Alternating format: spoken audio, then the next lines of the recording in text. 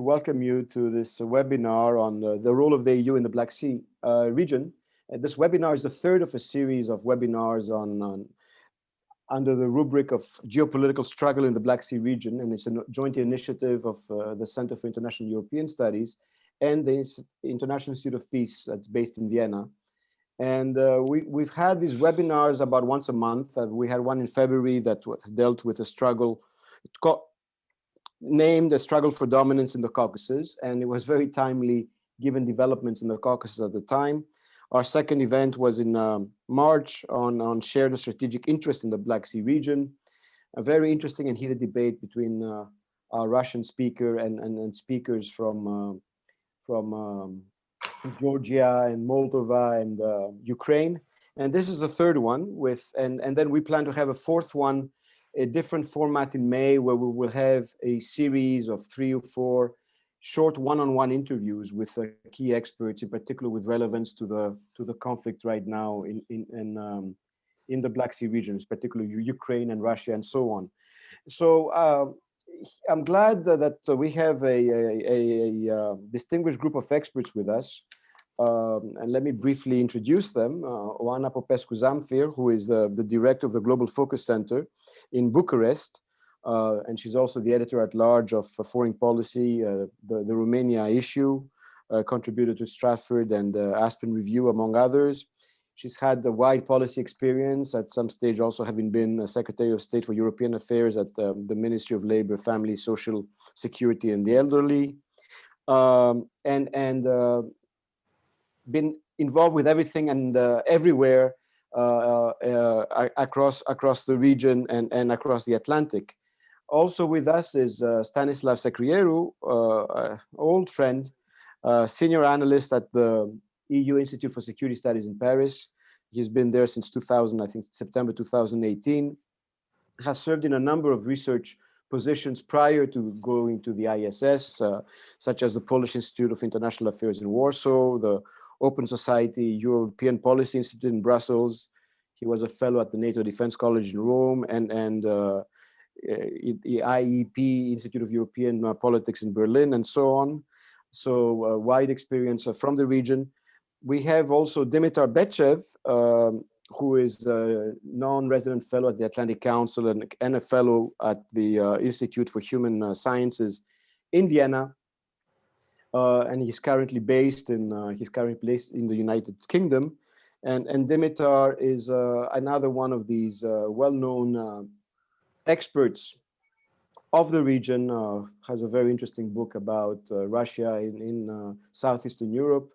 A new book, he's been working on a couple of books. He's written a book also about Northern Macedonia, and we were just talking before we came on live that a book that he's edited with Stanislav Secrieru and Nicu Popescu on Russia and in the Middle East and North Africa will be coming out in the next couple of months.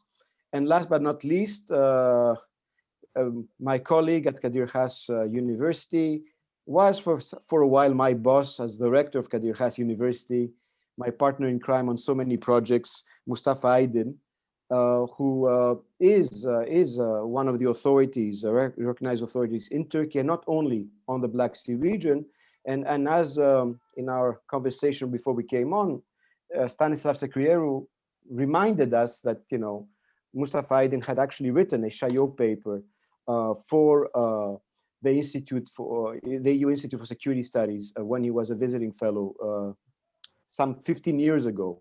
And it was one of the few papers at the time from the Institute about the Black Sea region. So, when we designed this seminar, because we designed the series in February, we never thought, yes, the Black Sea region is of interest to everybody, but we never thought that, it'd come up in the news, the wider Black Sea region, so often. Right now, we're in the midst of a crisis between Ukraine and Russia, with implications for the wider region. A few months ago, we were dealing with a crisis in the Caucasus, in Nagorno-Karabakh. There's also other developments around the region, the whole debate about the future of the Montreux Convention, which is also something that one could consider. But when we think about all these crises, then and I think about, oh, this is a session about the European Union, makes you wonder what the EU position and role is in all these crises. And it's indicative of the changing nature of politics. And you have the EU where still, and this is maybe one of the questions we can answer, the debate was 10 years ago, even before that, whether the EU is actually a regional stakeholder or it's an extra-regional stakeholder. It's in there with policies and instruments, but it might not necessarily be up to the task in this evolving geopolitical age to have a position, a more forceful position in all these crises that are basically on its borders. So I've asked the speakers to each give us about a 10-minute sort of presentation about what they think about the EU role is, and then and then we'll get into discussion with everybody that's with us. So we'll start off with Dimitar Bechev. Floor is yours, Dimitar. Thank you so much, Dimitri, for convening this event and for having me as a speaker. And thanks for the plug to our forthcoming book as well.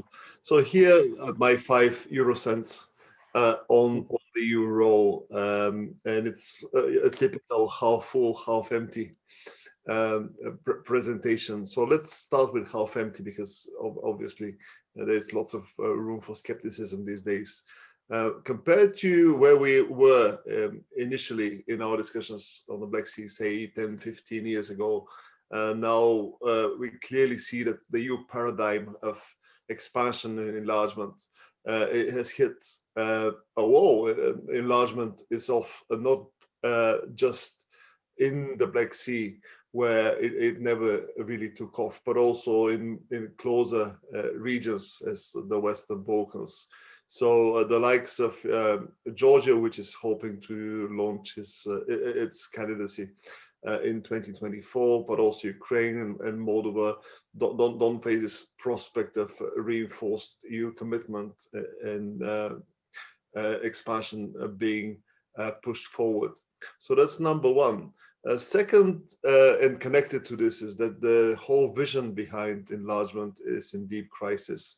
In other words, the transformative power many of our colleagues were writing about in the good old days seems to not to be working, or if it does work, it is not working in the way that the drafters of the European Neighbourhood Policy and the Eastern Partnership and the like envisaged it. What do I mean by that? I mean, look at political elites. Not just in those neighboring countries, but also in some of the new member states, or so-called new member states, the amount of the capacity they develop to talk the talk of EU integration without actually conforming to the norms. And in the case of several member states, including the one I'm coming from, to subvert the normative dimension of the EU. You don't need to be a Viktor Orban. You don't need to confront directly those policies. You could just ignore it, or build your autonomy at home and engage in good old clientelism and state capture, let alone what happens beyond EU frontiers. So that's point number 2, that transformation doesn't quite work as we hoped it was back in the day. Thirdly, and more relevant to the Black Sea, the rules of the game have changed, and hard power is much more central compared to economic power or soft power in the good old days. And as we know, for all the talk about strategic autonomy, EU has no military capabilities, or if it does, they're very limited. But even more importantly, and here we're talking not just about the EU, but about the West more broadly, there is a lack of willingness. If you think about West-Russia relations as kind of a standoff, and you try to measure the balance of power, then you could argue, okay, the West has much bigger GDP, even military capabilities. But what is different, the balance is tilted in Moscow's favor, because the balance of willingness, of political will to intervene and to push your weight around is favoring Russia. As we saw now with this mobilization, and luckily now Shoigu, the Minister of Defense, announced demobilization. And that's as much a problem for the EU, but as we said, also the US. Russia's influence in a way has diminished after Ukraine, before the revolution of dignity.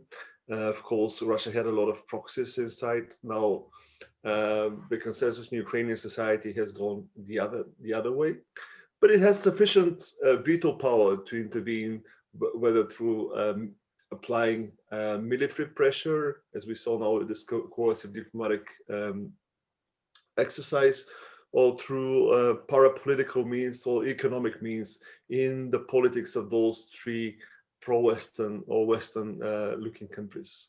So this all kind of gives you the half-empty side of the equation.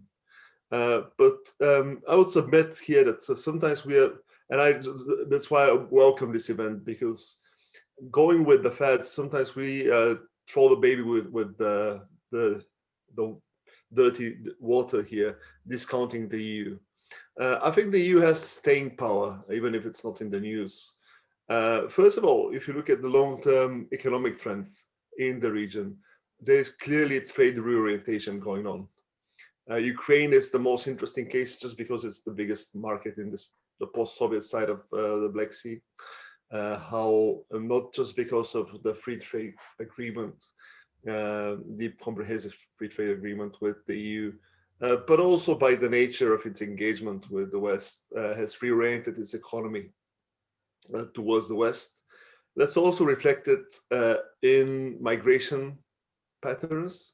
Back in the day, Moldovans, Ukrainians, and others would go to Moscow, and I'm sure that Stanislav will have much more detail here and much more insightful thoughts to share on this front. But now they're heading to the West. The biggest Ukrainian migrant population is in Poland, and obviously elsewhere in Western Europe. So, and also, despite everything, there is a pro-EU constituency in those three countries, despite all the dysfunctionalities. We saw with the election of Maia Sandu in Moldova. I mean, Ukraine is a more specific case because there are a lot of domestic issues at play, but there is a pro-European consensus. And for all the problems we see in Georgia over the past 2-3 years, we also know that there is a general Western orientation and pro-EU consensus there to this, irrespective of which side of the table you are. And this gives the EU some diplomatic leverage. What Charles Michel accomplished in Georgia, and of course the proof is in the pudding. We don't know how it will play out, but it's important to underline this deal secured in Georgia comes on the tail of more prolonged effort to intervene in the politics of Georgia. And it's good that you brought up North Macedonia. I see some parallels, the way the EU got involved in managing similar polarization in 2015 until 2017, with what is happening in Georgia. Of course, there are differences too. So the bottom line is that the EU is a diplomatic and political player as well, despite the lack of military capabilities. And finally, I mean, Turkey is a factor, and for what it's worth, it still in this region comes as part of the Western package. Of course, it's developed its own identity. It doesn't want to be attached either to Russia or to the West. It looks at itself as a third pillar. But from the perspective of many of the regional countries, obviously now with the Ukrainians, but also with Georgia and others, Turkey still counts as part of the Western alliance. So that all, just to conclude, gives us this idea that despite the apparent notion that Russia had managed to change the rules of the game and its hard power, and the empire coming back, there is a more subtle balance, and the EU has a few cards to play still in this region. Well, thank you, Dimitar, for really, I mean, really, you started off saying it's a glass half full, half empty description of the EU role, and that's exactly what you've done. That's exactly what you've done, and I think it's very interesting. Also, your references to the fact that many of the political elites from the region are willing to talk the talk and not walk the walk. And this is in contrast to the fact that when you talk about the longer term trends, the trade reorientation and so on, the EU seems to be, successful, but the normative element is actually really lacking. So let's move on to Oana Popescu-Zamfir for her contribution, her 2 cents about the EU's role in the region. Thank you to both Dimitrios, and now I feel compelled. While Dimitri was talking, I was making a few notes, looking on the positive side, because I think looking from Central Eastern Europe, we tend to have our frustrations vis-a-vis the EU and its stance in the Black Sea region.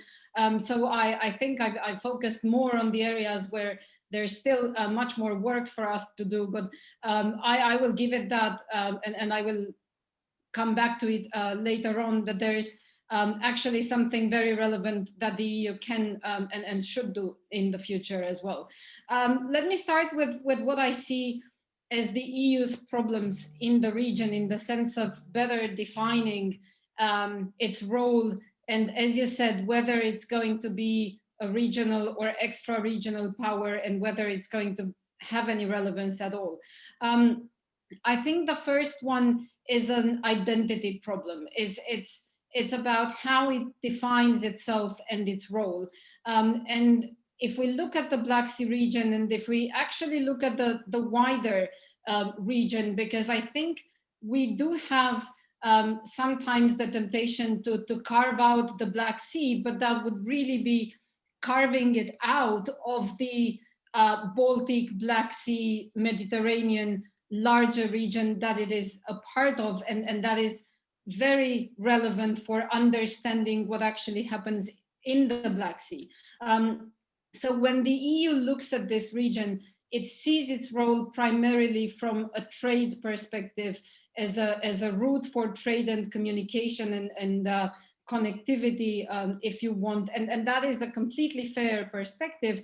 But I think it tends to neglect or put less of an emphasis on the security dimension of the region, because the challenges, while the opportunities are clearly there in terms of trade and connectivity, the challenges are mostly of a security nature.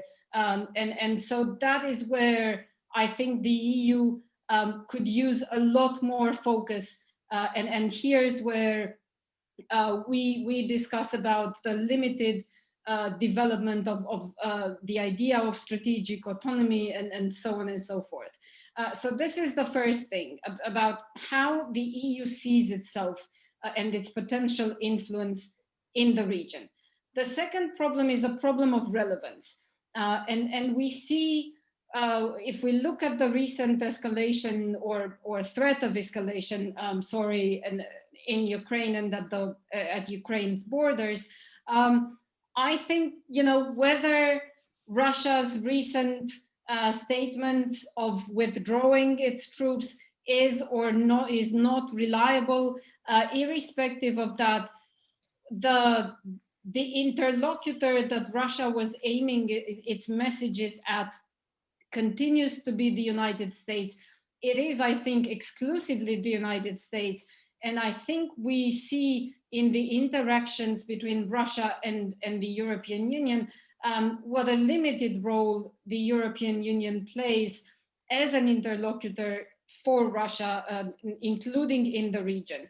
And I think that is where we, considering Russia's long-term objective, which I think has very much to do with reclaiming a position of influence, which allows it to define the European security architecture, and including the global order.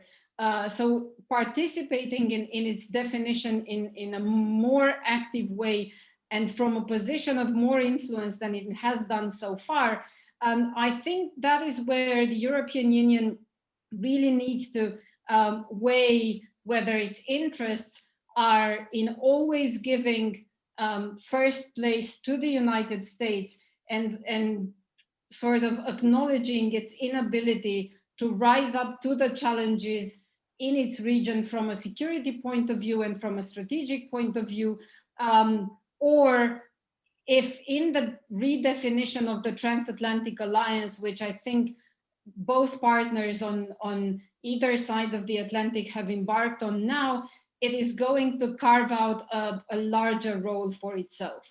I think also, when we look to the other larger picture, which is the growing competition between the United States and China, that is also where the European Union is legitimately, I would say, playing a secondary role at this point.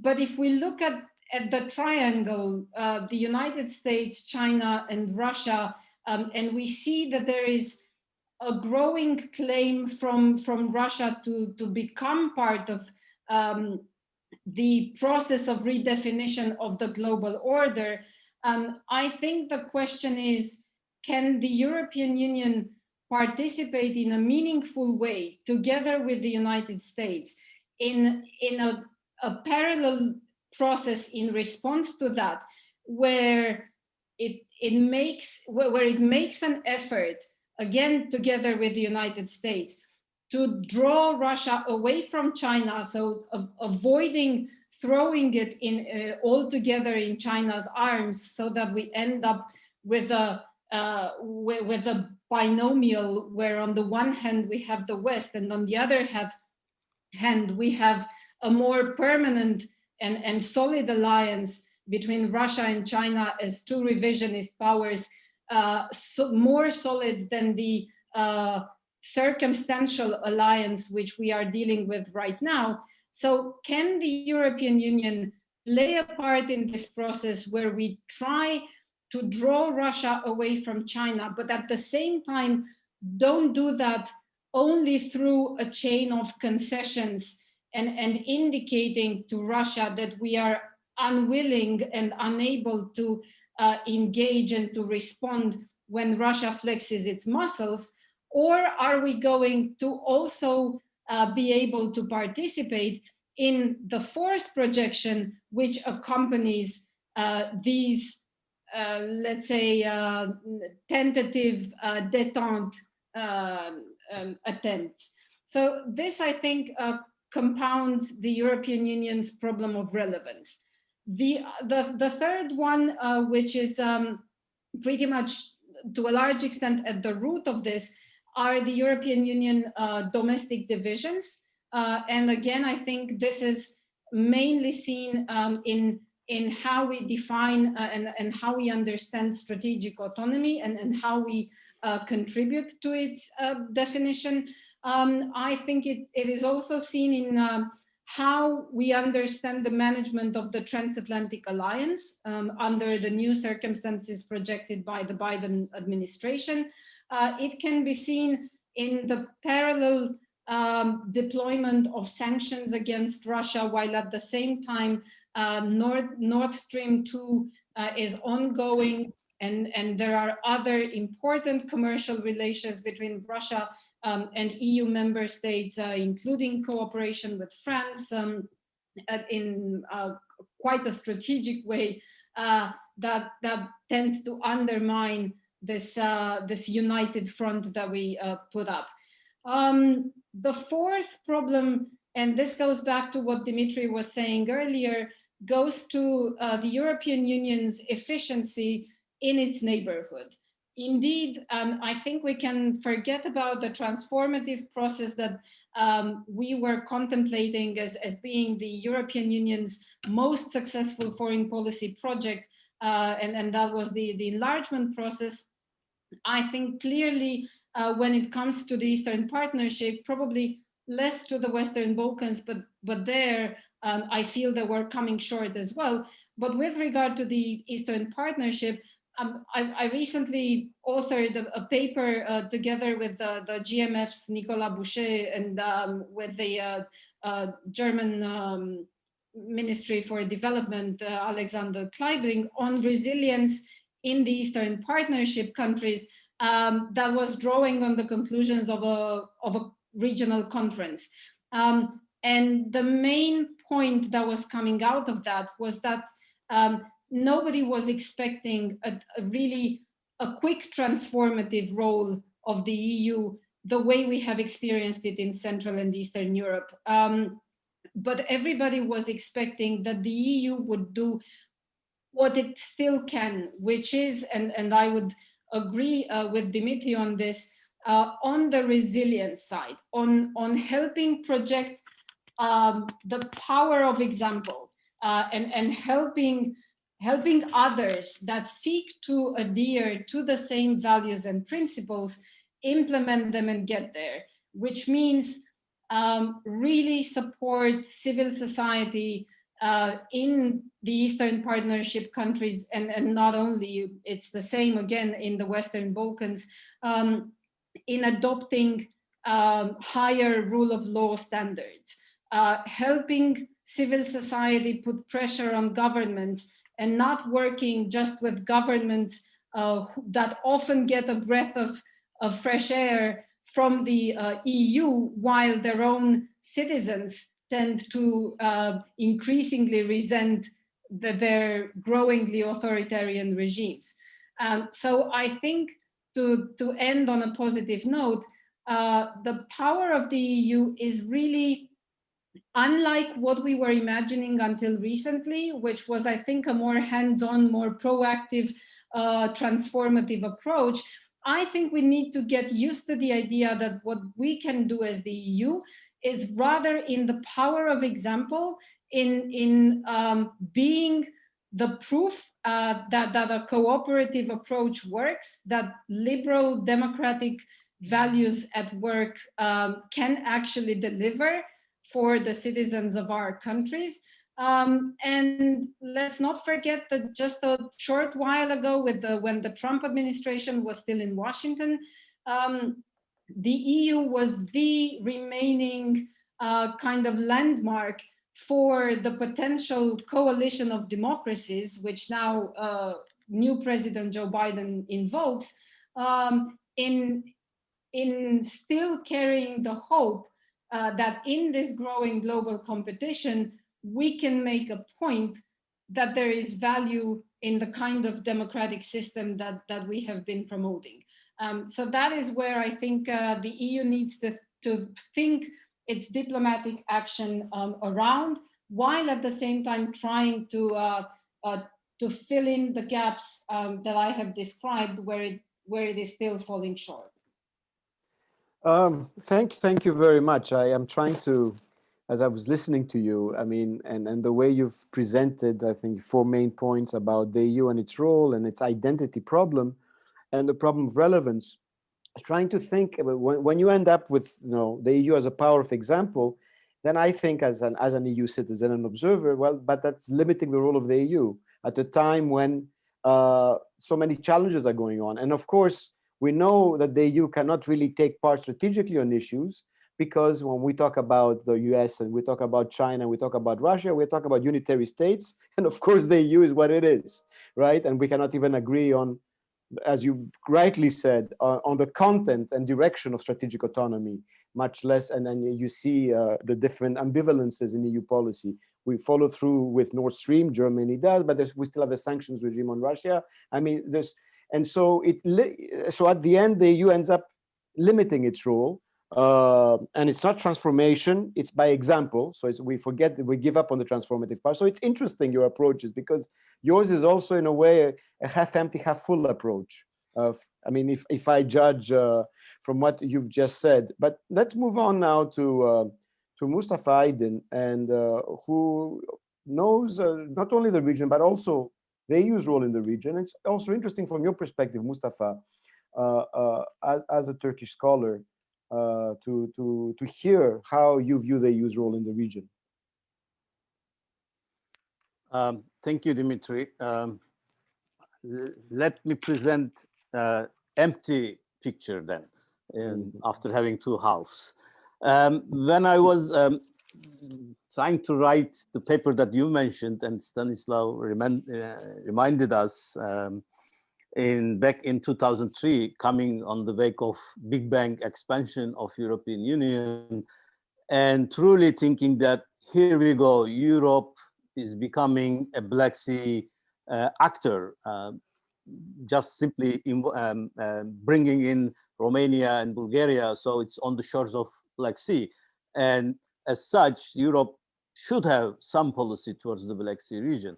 And of course, one of my earliest shock with the EU in this regard was when I visited Brussels to talk to the Commission and Council representatives, and they asked me, what Black Sea? I mean, you know, we don't have a policy in Black Sea. Tell us, what should we have?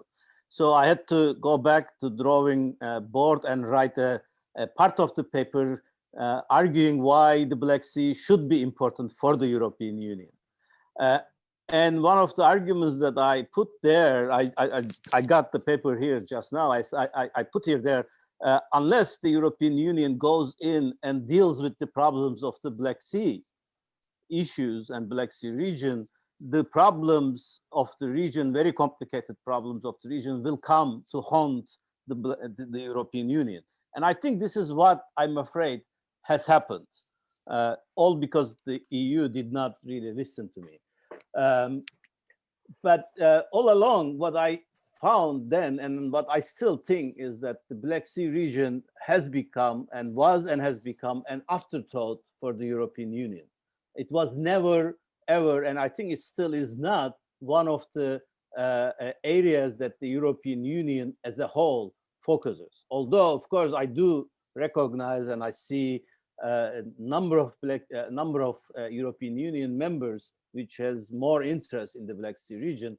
But as the EU, as an institution, the European Union have failed, at least in my mind, to develop a regional policy for the Black Sea, as it developed, for example, for the Balkans or Southeastern Europe, as it was called within the European Union.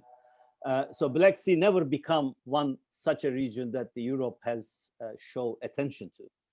One of my arguments all along the years, and I still think that it's the value of the European Union in the region, is that the EU has a unique potential of creating a conflict prevention and crisis management structures within the region. This was my argument 17, 18 years ago. I still do argue that among the actors that are interested in the region, whether they are regional countries or extra-regional powers, the EU has this unique power and experience in developing this conflict management and crisis solving expertise, which it could really deploy into the region if it decides to cooperate with regional countries, which has not happened so far.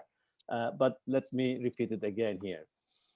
One of the problems over the years why this has not happened was the EU's insisting as an institution insistence on seeing the Black Sea among the prism of individual countries, whether they are member or the Black Sea countries. So as a result, the region never had a holistic approach to the region as a region. I, of course, realize and I know Black Sea Synergy and Eastern Partnership and all the others, whatnot, the projects over the year of the European Union, but they never, I think, amounted to see the region as a region and trying to create a sub-region of Europe, which actually I think the Europe had done successfully in the Nordic region and again in Southeastern Europe, or even in the Mediterranean to an extent, but never in the Black Sea. One of the reasons why this is, I think, the Black Sea never ever had a sponsor within the European Union. And the European Union, with all its members and different attentions and interests, needs countries to sponsor and to go after different policies and different problems. Greece at one time tried to be that country to do that. It was maybe too small or not that much interested. Romania, Bulgaria, at times, maybe Romania more tried to do that, but never ever succeeded. They never became sponsors in a way that the other bigger countries like France maybe, or Italy, Spain were sponsors for the development of Mediterranean policy. So this is a kind of a, I think it's still the biggest problem of the European Union. As a result, what we have seen in the region so far is kind of a disorganized a policy, one policy after another, and sometimes contradicting each other, and coming on top of another, the earlier ones. Of course, as Dimitar has said, the rules of the game has changed in the Black Sea region so much in recent years. And in fact, I would argue that it has changed several times, in fact, since the early days of Europe's coming into the Black Sea. But the problem of the Black Sea having this short interest span when it comes and looks into the wider Black Sea region did not allow the European Union to understand exactly what the rules of the game in the Black Sea region was and how it can really effectively deal with changes in the region. One of the results of this short interest span and disorganized policy and this lack of sponsor within the EU about the Black Sea was a kind of an unwillingness from the European perspective to be involved deeper in the region and invest into it wholly. Oana already mentioned that one of, well, I think the most, I agree with her that the most successful peacifying policy of the European Union has been enlargement. Transformative power of the European Union came with the enlargement. We have seen what has happened in the Eastern Europe. But from the very early days on, the Black Sea was never on the agenda of enlargement. And after this EU has become, in a sense, Black Sea power, its enlargement fatigue had set in by the time, and it never gave a chance to countries of the region to go through to that process. One of the also issues so far, and this makes me less optimistic as far as the EU position and role in the region currently, is that it always seems to be preferred to taking the back seat to NATO and United States in the region. And this was the case in early 2000s, and I think still is the case in today. I often told this story, and I think Dimitrios has listened this a number of times, but when I wrote this paper and it was ready to publishing and I was ready to come back to Turkey, and the institute at the time told me that, you know, Black Sea is not really that much interesting for the EU policies, so we should be maybe not publish it. I said, fine, I'll publish it somewhere else, but you know, you should be careful what you are saying because the Americans are coming. That's what I said. And after I came back to Turkey, 3 months after I came back, I received a phone call and then later on an email saying that they are very much interested because by the time the United States announced its wider Black Sea region policy towards the area, and then suddenly Europe was interested. And I think this is what is happening again now. After 9/11, we have seen increased attention from the United States to the region, and the US is just took the back step, or kind of a bandwagoning the United States, come into the region and took the areas of its interest, maybe kind of transportation, energy, environment, and kind of a soft security areas, but leaving the hard security, the big problems to the United States to deal with. When the United States lost its interest in the region, and I think it carried the EU away from the region too. That's an unfortunate, because I always thought and still think that the European Union, as a kind of a non-hegemonic actor in the region, could make a fourth wheel of the car with Russia, Turkey, and Ukraine. Could balance these three bigger actors, regional actors in the region, and could really make a difference. But that's unfortunately never happened. Now that we are seeing more increased attention from the United States and NATO towards the Black Sea region because of this change of Russian change or Russian kind of gambit, putting more pressure on the regional politics, the European Union is also trying to make show more interest. But this kind of haphazard interest coming and going into region, I think would not really produce much results. Finally, I think my time is up. Let me mention a little bit about Turkey. This is something that I always regretted.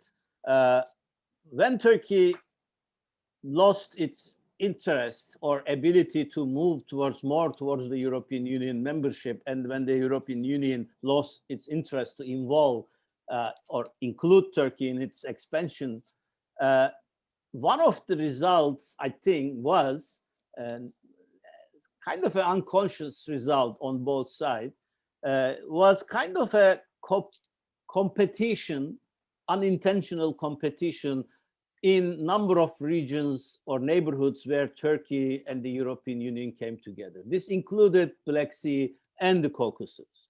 Time and again, we saw competition between Turkey and EU in the region instead of what it should have been cooperation, and it could have been easily created a cooperative moment in the region. Currently, when I'm looking to the regional geopolitics and possible changes, I see again, from that perspective, Turkey's role getting increased attention and Turkey's role being more important than the EU as far as this geopolitics and hard security concerns are, we are talking about in these issues.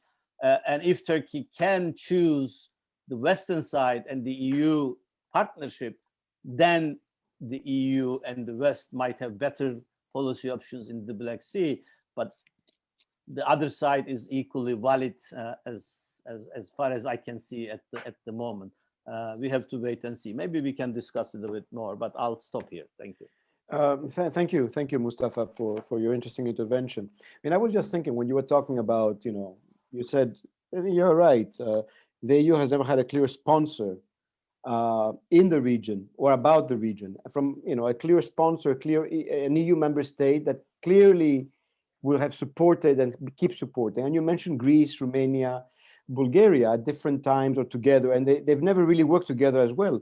It's because I think it's interesting. I think for their own security reasons, they always play the double card, which is the EU and the Atlantic dimension, and that means that they do not invest fully, each one of the three countries that you mentioned, in just pushing the EU dimension and making sure that the EU develops a policy. And I think this is still happening today. It's still happening today, and I think it's something maybe we should consider. Stanislav, you've heard quite a bit about the EU and the region and what it's actually doing. There's also another thing we have not really discussed, even though when we talk about the US, when we talk about Russia, when we talk about Turkey, when we talk about China, there's also a wider dimension. I mean, now we can even say, that there's an arc between a link between the Black Sea and the Aegean, the Eastern Mediterranean, the Gulf, and so on. So maybe the EU cannot even afford just to look at one region per se, and has to consider that whole dimension. But the floor is yours. Thank you, Dimitrios, for invitation, and I'm glad to be on this panel with good old friends, whom I would like to see soon in person. I think I will try to do three things. I will zoom out and I will look at the EU role in the region in general, a sort of snapshot. Then the second thing, I will zoom in and I will look at the successes and failures. And then I think I will conclude with looking into the future, looking ahead, what lies ahead for you and what you can do in the region. First thing about the role of EU in general, I think the most important transformation was from non-Black Sea power into a Black Sea power. And as Mustafa already alluded, EU remains young, still inexperienced, lacking tradition, and commit some errors because it still has to learn how to do things. EU was not created to compete and operate in the environment which is hostile. And EU learns it hard way. So I think sometimes we had very big expectations from EU. But in a true sense, in international relations, 20 years, it's just 2 seconds, you know? So I think we have to be a bit patient with EU and to let it learn and to acquire experience. But I would say that in 2007, EU became not only a Black Sea power in words, because Romania and Bulgaria joined the European Union, but also in deeds. And you have to look at the economic power of EU in the region. For instance, EU is the main trading partner for all Black Sea states, including Russia, including Turkey, regardless of negative political dynamics between EU and Russia. Second thing, I think what we've seen in case of EU is growing diplomatic foothold in the region. So basically, EU invests diplomatic resources in order to better understand the region and to be more agile and to do much more than it was able to do. If you look at the EU delegation in Kyiv, it's among the biggest diplomatic missions in Ukraine. And it's the second biggest EU diplomatic representation in the world. So EU invested in the human resources to understand better these countries and to be able to do much more. And the third element, which tells me that EU is, maybe it's imperfect, but it's still power, that in those 20 years, EU deployed 3 CSDP civilian missions. 20 years ago, 0 missions. Today, there are missions in Ukraine, in Georgia, and in Moldova. So I think I like 20 years ago, EU today is a part of the power landscape in the region. It impacts domestic politics. It shapes interstate relations as well. Obviously, we can have a debate how strong is the impact, how deep is the impact, but EU shapes things in the region. And let me give you one example how EU economic power helped to deflect Russian hard power in Ukraine. 2014, 2 rounds of sectorial sanctions. Ukrainian city Mariupol defenseless.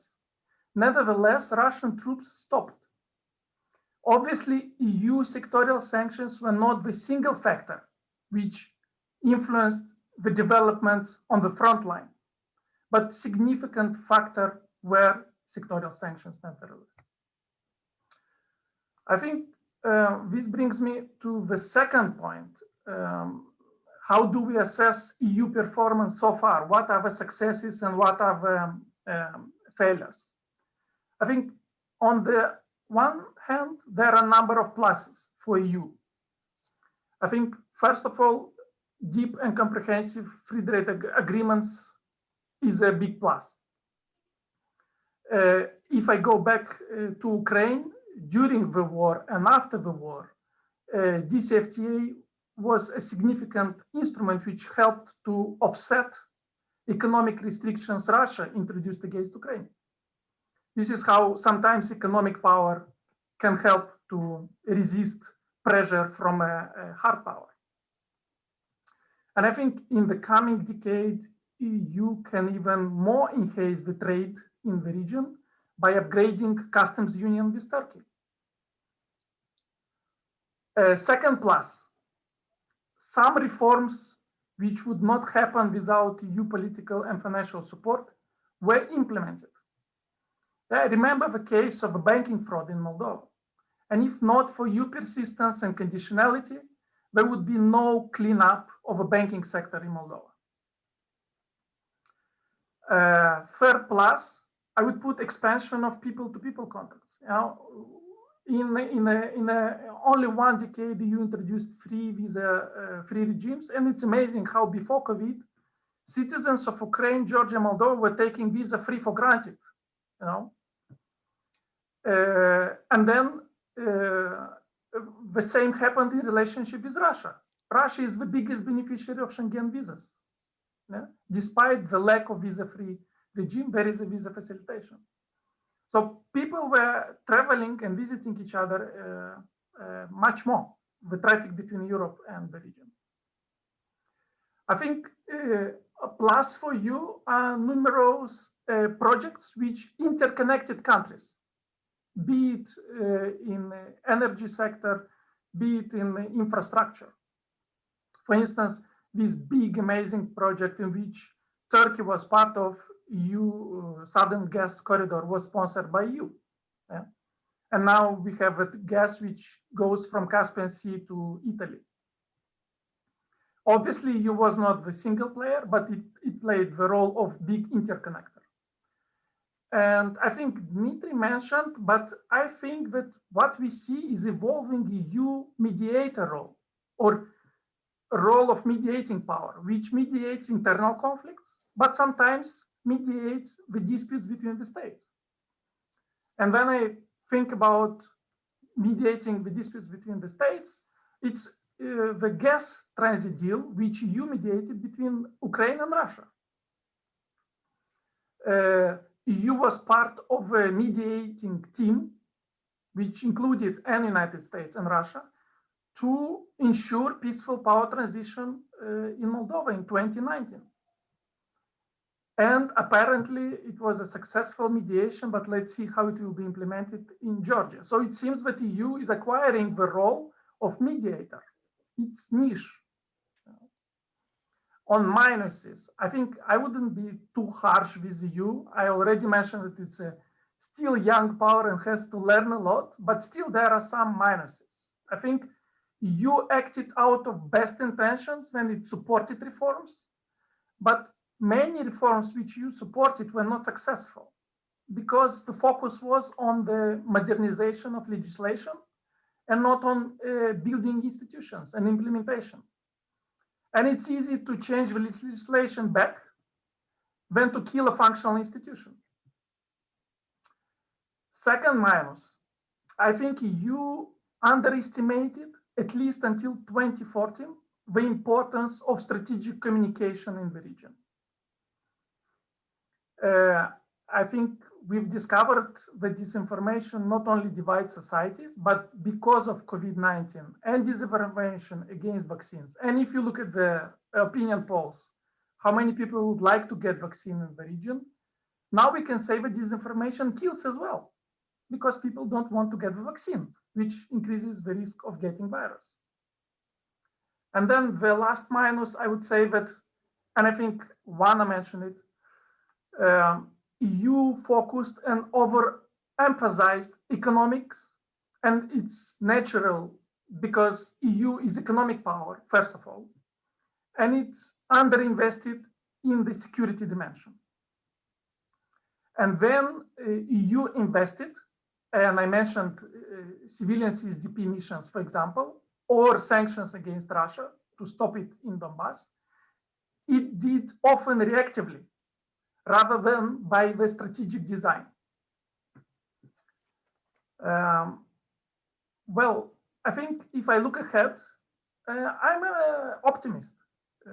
I think if I look ahead 3-5 years, I would say that the demand for EU in the region will increase. The demand in the societies and the demand within the states will increase. I think 3 factors will drive this demand. First is COVID pandemic. Second, societal transformations in the Black Sea states. And the EU is seen often as the ally of reforms power groups in the region, and volatile security situation. Basically, Russia pushes regional states to pivot more to EU, to US, and to Turkey as well. And if EU wants to rise up to the increasing demand and better ensure its economic and security interest in the midst of great power competition in the region, EU will have to increase the supply side. EU will have to do much more. If we look at the COVID pandemic, EU will have to supply more vaccines and provide economic recovery packages where possible and where is necessary. And it will help to rescue previous achievements, expansion of trade and people-of-people contacts. Without proper vaccination, we cannot resume normal travel.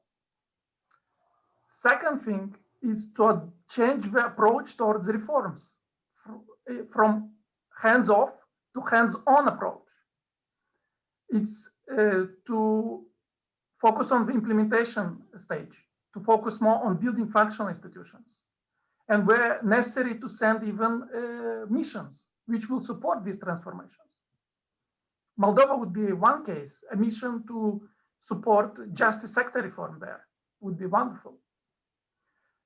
Third, EU shall not shy away from mediating. Keep mediating, because there will be more internal political crises, because elites often cannot deliver on demands of the societies for deeper reforms. And I think EU will have to invest more in security dimension of its policy. Think how to extend PESCO or involve countries in the region in the PESCO projects. EU member states can increase their security partnerships with regional states.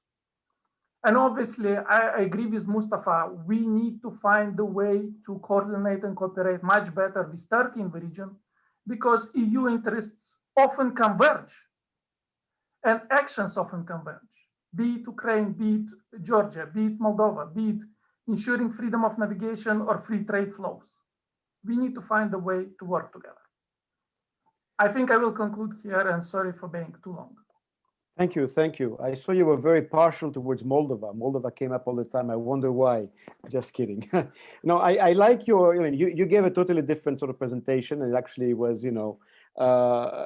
very good in terms of promoting what the EU does. The only thing I keep thinking though is whether that calendar, you can afford the pace, 3 CSDP civilian missions in 20 years, doing the thing it's doing, more mediation, but can it afford when the world is changing fundamentally very quickly? And I think this is one of the dilemmas, and I'm sure the EU is very much aware of it.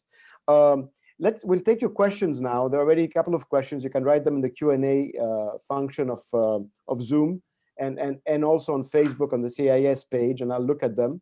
One of our speakers will have to leave soon, but maybe I'll go through the first question. It's been there for a while. Actually, well, the two of them from Theo Moga, who is a colleague at the university in Iași, who asks whether, he says, don't you believe that without a medium long-term enlargement perspective for at least some of the Eastern neighboring countries, the EU is losing face in the region? And linked to this, don't you believe that the resilience concept is a bit overrated? It was mentioned by some of you. I personally see the resilience building in the Eastern Partnership region paradoxically as a defensive response on behalf of the EU, which marks a radically scale back at the level of the EU's ambitions, which in the long run can be detrimental for the EU's activeness. And it's high time for the EU to look bolder. That one, and then one more, and maybe which is by Ali Kilinch. What does the EU think about the new Istanbul Canal, the Channel project, in terms of international maritime law and in terms of security? So, and then we'll take the third one later. Maybe Dimitar, maybe you're the first one you can answer very quickly before you take off. Yeah, I don't think that you will be bold on any of those issues. It won't make a big move on enlargement. It's about EU is busy with itself, and that's how it will be in the foreseeable future. But my understanding, and maybe Stanislav can chip in there as well, is that countries themselves appreciate that the expectations are managed on both sides. So the question is how much you can do in this interregnum, which might last for another couple of decades. But I don't think anybody expects that there will be a big bang enlargement anytime soon. But there's plenty of you can do short of that, I believe. And what's your take on, if you want to answer, on the Istanbul canal, Istanbul channel? I don't think they're up at night about the Istanbul channel. It's kind of wait and see. EU is very reactive. It has to trickle down. And the moment that several member states, and I don't see which member states will speak out, then there might be some action, but it's not something that is vexing Brussels institutions right now. Thank you, Dimitar. Thanks a lot for the invitation again, and apologies to everyone for that I need to leave earlier. You owe us big time. Lunch, dinner, drinks, whenever we meet again. Thank you, much appreciated. Oana, do you want to tackle any of the questions or both? Yeah, sure. I mean, and sorry, and the comments by your interlocutors as well, right? It's free. Yeah, go ahead.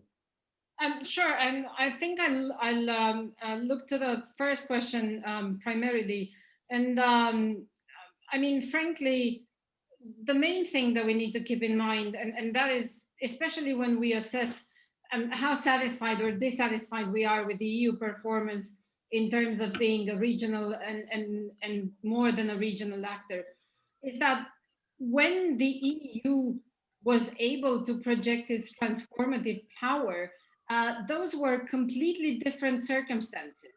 It had no opposition or competition at the time in the region. And so I think we need to come to the understanding that those were unique circumstances, that it was, I don't know if I should call it an accident of history, because that, and I find it hard, having been among the beneficiaries of this accident of history, I find it hard to let go of the expectation that that might happen again.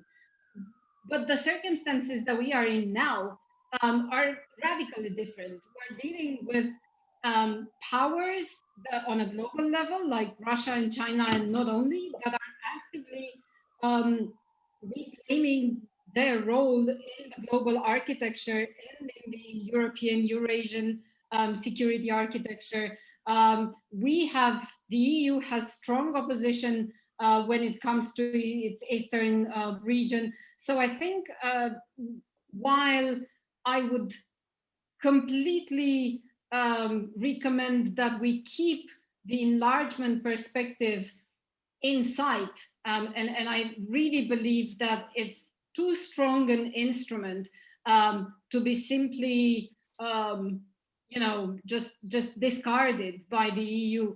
And I think it needs to be there but it needs to be there for a future, an indefinite future, when the opportunity arises for its implementation and when circumstances again allow for its implementation. Before that, I think we need to accept the fact that, yes, it is a scaling back. Absolutely, it's a scaling back of the EU's regional ambitions, but it's not just because of the EU's lack of capacity. I think we frequently forget that. It's not just the EU, it's not just its lack of capacity and our internal divisions and so on.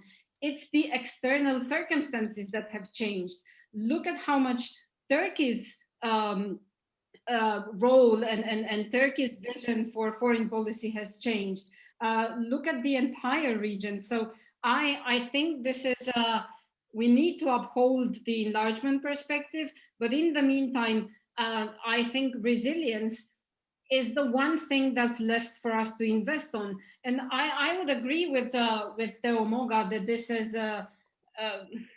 it's a bit of an elusive concept, and I don't think we should look at resilience in a very black and white way, where we think that the EU is able to somehow equip these countries to resist without any problem the onslaught of Russia over their societies and states.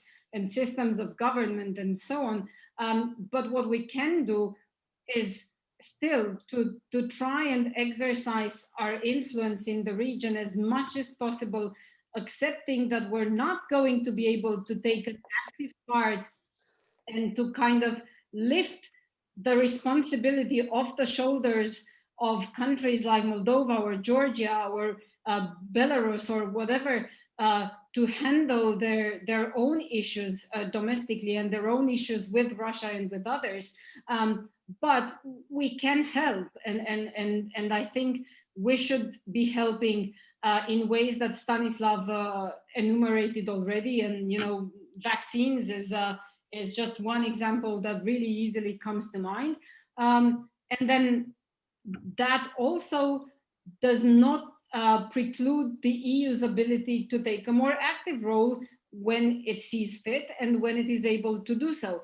So again, I'm not saying let's just focus on resilience, build up civil societies and rule of law internally, build up economic relations, and then just forget everything and everything else, and don't bother.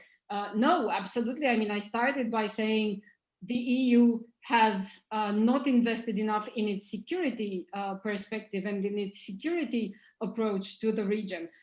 But the two things need to go in parallel, and I think we need to be realistic about our capacity to achieve either.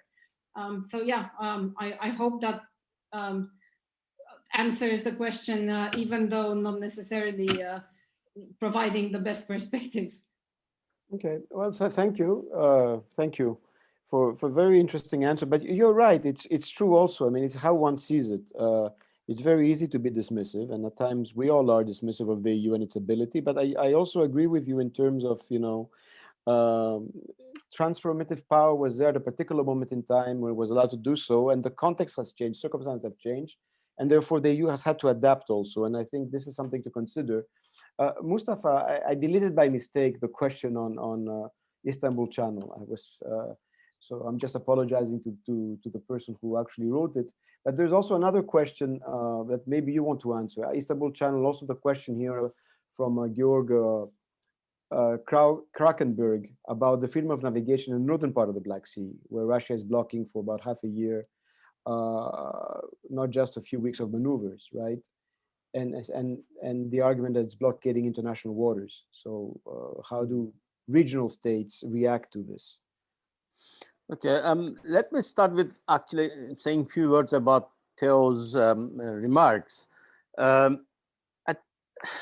agree with him anyway in general terms. I think when you take out the enlargement policy from the table, you loosen quite a bit for the European power and muscle, especially in this region. And this was more so maybe 10 years ago than now. Because now when you look at it, maybe only two countries, that's Georgia and Ukraine. Well, one might maybe include Moldova to that as well, would be interested to the EU membership. And obviously Ukraine cannot really be taken as a member country from the European perspective because it's too big anyway. And the others are too small to make a difference in the regional politics. But it was important, and I think it's still important. And I think the EU influence thrives when there is a demand from countries that needs the EU involvement, and the regions that demands the EU involvement. However, in the Black Sea region, with the recent changes in geopolitics, and as Dimitar put it, rules of the game, what is more respected at the moment and what is really generates attention is the power politics, which is unfortunate. And in that kind of a geopolitical world, the EU really underperforms. The EU performs much better when there is a possibility of going beyond the geopolitics or against the geopolitics, which is not really possible at the moment in the region.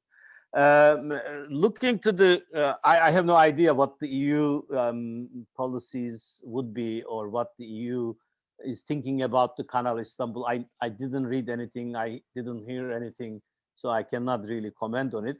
But I know what the Russian position is. Putin made it very clear. So we'll see. Regarding the navigation in the northern part of the Black Sea, again, I can respond from the Turkish perspective. I didn't hear anything officially, which is not surprising, but I didn't also see any Turkish naval vessel challenging to this, what's happening, which is, come to think of it, interesting, to say the least. Because what's happening in the Black Sea, I think, is in the detriment to Turkey's interest in the region as much as anything else. Turkey thrived in the Black Sea region when the Russian Federation was kind of balanced out as far as the naval powers are concerned. And now the Russians are becoming a dominating naval force and increasing its muscle, flexing its muscle. I believe that Turkey should really move to a better balancing position than it currently has. But as I said, I haven't seen anything really coming out of Turkey challenging the Russian position in the northern Black Sea region.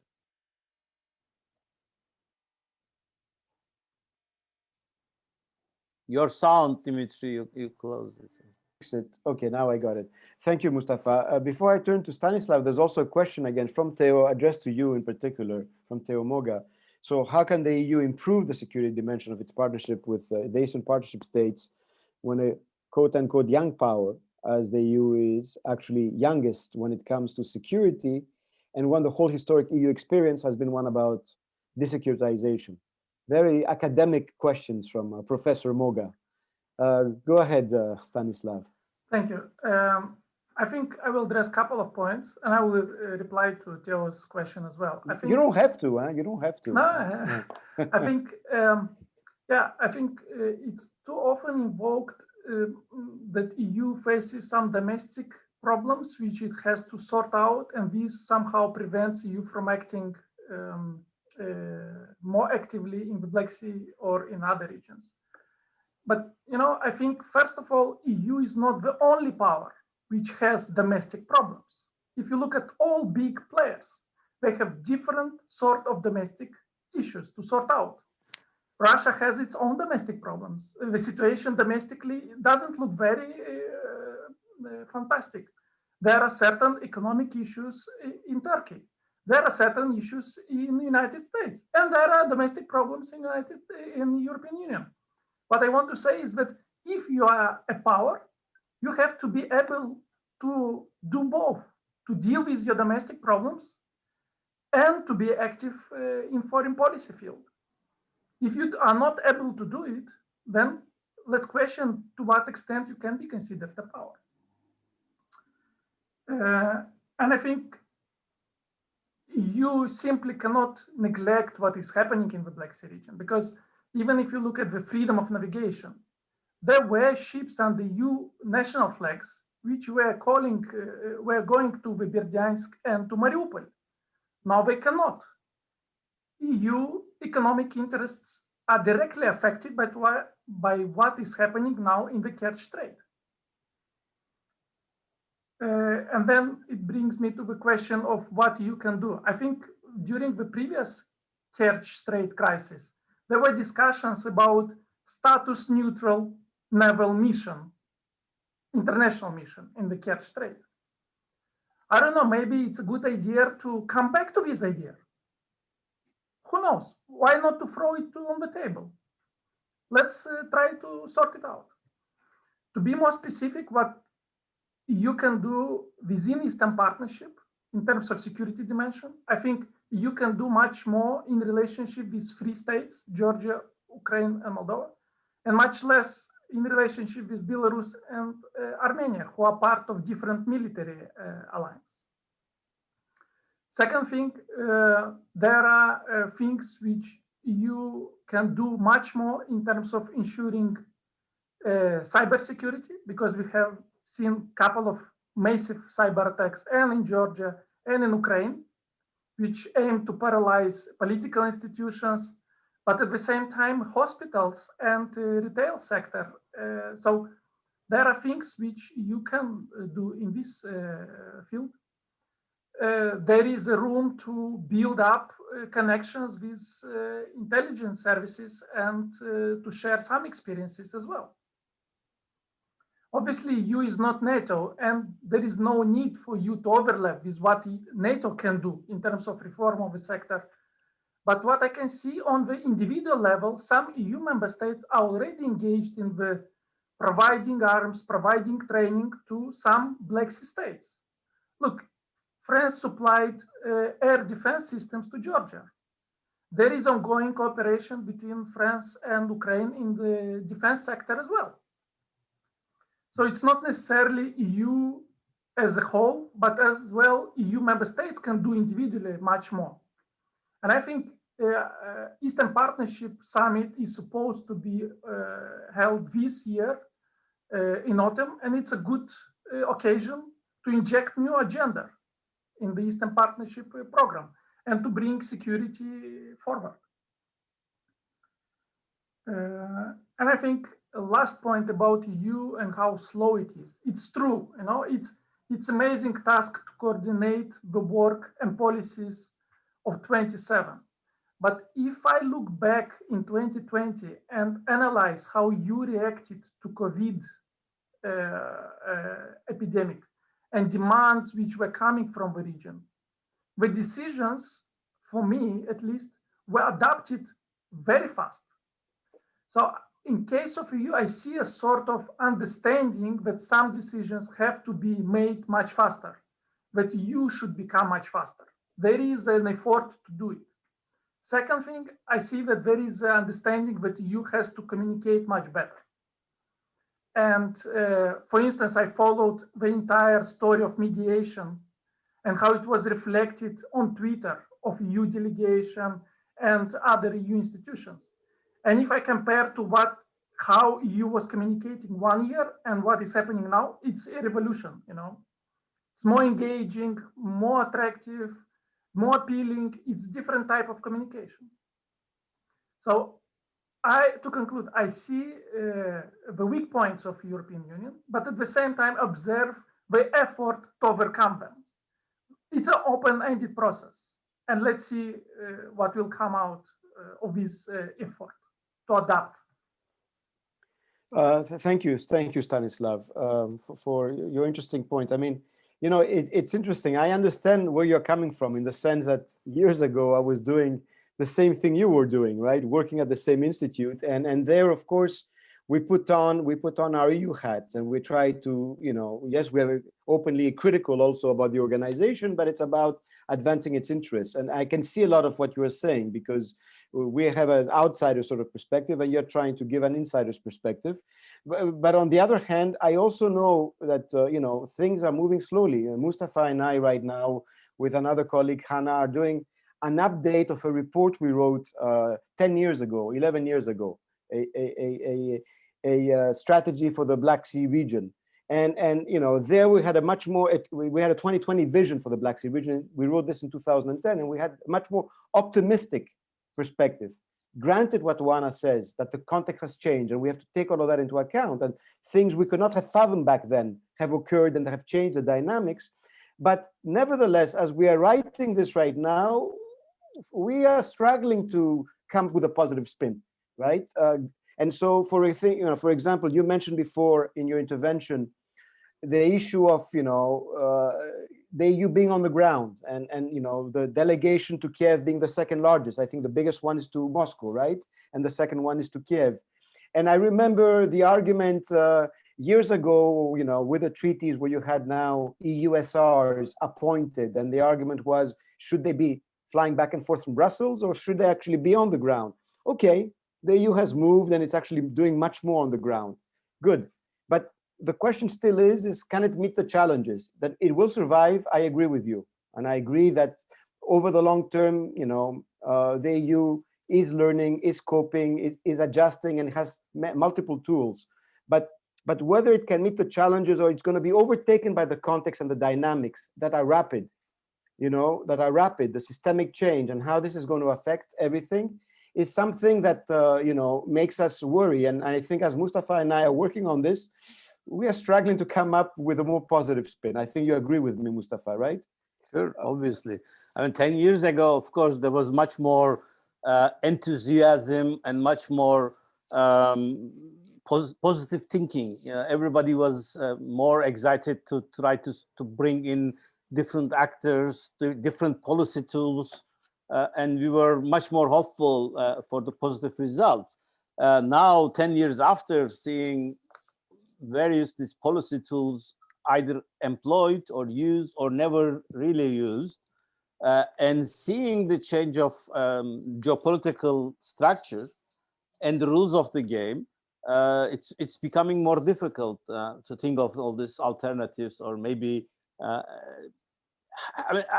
personally, I fail to see a newer role and in the region for the EU for various reasons. But one of the more important reason is that I fail to see an interest within the European Union regarding to the Black Sea region and the problems of the Black Sea region. And one of the the reasons for this is that many European Union member countries have their own special and differentiated relationships with the regional countries, including Russia, which is poisoning the EU's ability to bring positive agenda into the region. Let's be open. Say that it was the 2008 NATO summit that really created what we have today. In that summit, when the NATO decided or couldn't decided to take in or give a positive response to Ukraine and Georgia, that started a chain reaction and development. And a couple of the countries which were more important in taking that negative response was European Union members, France and Germany. Nobody talks about this openly and mentions these things openly, but both countries have their differentiated relationship with Russia. And having all this, it's very difficult to see how the EU can come up or use policy suggestions that we could come up regarding the region. I think that's make me even more pessimistic than anything else. Yeah, and another dimension, before I give the last word to Oana, who wants to speak, is also one of the things in 2010, apart from the EU, there were region-wide initiatives in place, and they were more successful, whether these were in the field of law politics. So yes, the Match My Line BSEC, it's still around, but it was doing much more, or even in the fields of security. Naval operations they are there in name right now, but they do not really function in the region. And all you end up having is trilaterals, maybe, Turkey, Azerbaijan, Georgia, and that's about it. In terms Turkey, Romania, Bulgaria is also on, but trilaterals, yeah. But these are not regional in that sense, no. and they're a consequence of the changing context. Oana. Yeah, I mean, just very briefly, I think eventually the way you assess an organization's strength and resilience, for that matter, under changing circumstances is through its capacity to adapt. So I think our frustration with the EU is not necessarily over its performance, because one can understand a decrease in performance when the complexity and the difficulties in the external environment increase. But I think the general frustration is with the apparent lack of vision, strategy, and speed in the adaptation process. So I think that's the key issue that we're confronted with at the EU level. I also think that when it comes to what Mustafa was mentioning about the Black Sea not being a region of interest to the EU enough, well, there are some clear factors really converging in that direction. The Black Sea is defined by Russia and Turkey. the EU does not want to alienate Turkey when Turkey is such a crucial partner in managing migration. It also doesn't want to aggravate the security context in the Black Sea region, or somehow endanger the trade routes. It doesn't want to engage on a confrontational course with Russia, or be perceived as further provoking Russia somehow. So all of these issues are still going to be there. So I think the EU will continue to have trouble in showing more of an interest for the Black Sea region. And ultimately, the other factor is the major European powers. Now that the UK has left the European Union, and I was noting in the chat window earlier that I think for a while, the Black Sea region had a sponsor within the European Union, and that was the UK. But the thing is, the UK had much wider interests as well. So there was not so much energy perhaps invested just in the Black Sea region. But now with the UK out, France defines its main interests and its main challenges as coming from the Middle East and North Africa, as having to do with terrorism and so on and so forth. And it's clearly in no way the Black Sea region. Germany is locked in an inseparable relationship with Russia as the two continental powers that they are, and it's going through its own difficulties right now with the succession to Chancellor Merkel. So I think all of these things really compound a context where I'm not sure if we can hope for much more in the coming future, but really the one thing that everybody should be interested in investing more in is not necessarily performing better in nominal value, but adapting better and faster if possible, because otherwise we might be very happy with what the EU does, but just as a less relevant secondary regional actor. Thank you very much. Thank you very much. We'll keep this in mind. I must say that the discussion was better once Dimitar left. I'm just kidding. Yeah, obviously. Obviously.